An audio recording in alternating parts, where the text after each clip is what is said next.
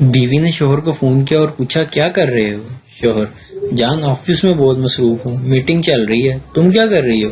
بیوی: KFC میں تمہارے پیچھے بیٹھ کے تمہاری پرسنل سیکرٹری کے ساتھ چل رہی میٹنگ دیکھ رہی ہوں۔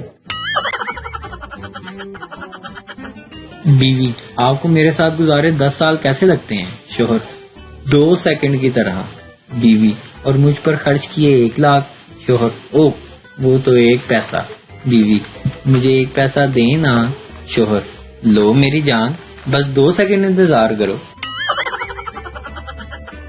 ایک پٹھان کو کسی نے SMS کیا: اگر تو ذہین ہے تو 200 کا لوڈ بھیج، اور اگر ہوشیار ہے تو 300 کا لوڈ بھیج۔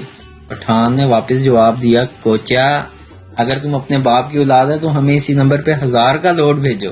او تیری، پٹھان کے ساتھ پنگے۔ جیو پٹھان پاکستان۔ ایک بچے کو امتحان میں کوئی سوال نہیں آتا تھا، اس نے ہر سوال کے سامنے ایسے بنا دیا: اسکریچ کر کے جواب دیکھ لیں۔ ایگزامینر نے پورے نمبروں سے فیل کیا۔